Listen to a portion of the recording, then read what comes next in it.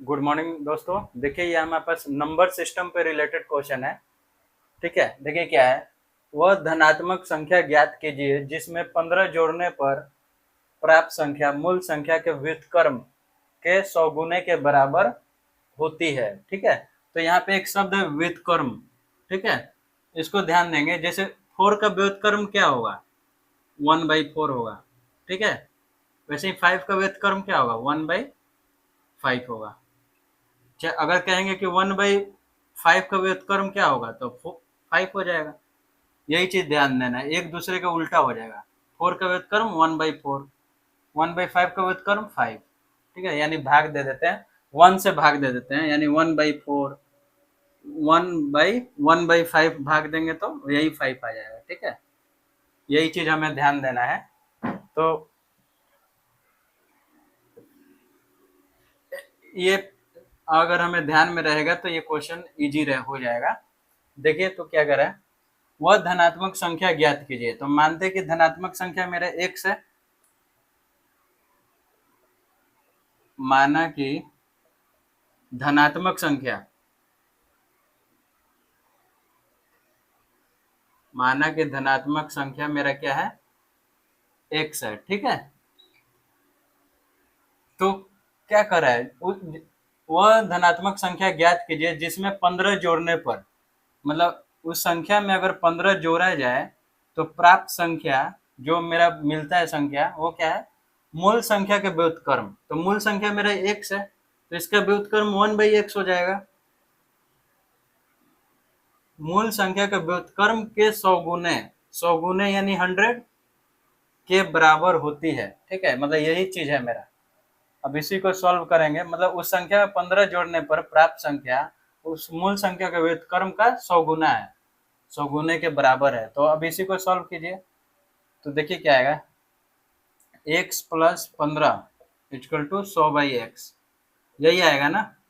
अब इसको मल्टीप्लाई कीजिए, एक्स स्क्वायर प्लस 15x, और देखिए ये 100 इधर आएगा तो माइनस हो जाएगा, इक्वल टू 0। ठीक है, अब इसी को हमें डिवाइड करना है, मतलब कि इसको ऐसा करें कि जोड़ने पर, जोड़ या घटाव करने पे इतना आ जाए और इसको मल्टीप्लाई करने पे 100x² आए।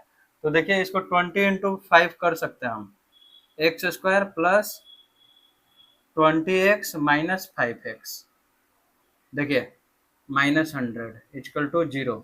देखिए plus 20x minus 5x plus 15x आ जाएगा, ये दोनों को करेंगे तो प्लस का 15x, और ये दोनों को मल्टीप्लाई करेंगे तो प्लस माइनस माइनस, -100x² भी आ जाएगा मेरा, वही -100 मल्टीप्लाई करेंगे तो यानी ये मेरा सही है। ठीक है, अब इसको आगे बढ़िए, तो यहाँ से ये दो में से कॉमन निकालिए, x आ जाएगा तो बचेगा क्या, x प्लस 20, इधर से -5 निकाल लीजिए तो x प्लस 20। ठीक है, इक्वल टू 0। अब देखिए x प्लस 20 दोनों में है तो ये कॉमन निकाल लीजिए, तो यहाँ पे बचेगा क्या मेरा, x और -5 इक्वल टू 0। ठीक है, अब देखिए इसको हम ऐसे लिख सकते हैं, x प्लस 20 इक्वल टू 0 और x माइनस 5 इक्वल टू 0। ठीक है, यानी कि यहाँ से x इक्वल टू -20 आ गया और यहाँ से x इक्वल टू मेरा 5 आया, यानी कि x का वैल्यू या तो -20 होगा या तो x का वैल्यू प्लस का 5 होगा। तो यहाँ पे देखिए मेरा क्या कर रहा है, धनात्मक संख्या यानी पॉजिटिव वाला होगा। ये जो मेरा धनात्मक संख्या है यानी कि ये पॉजिटिव होगा।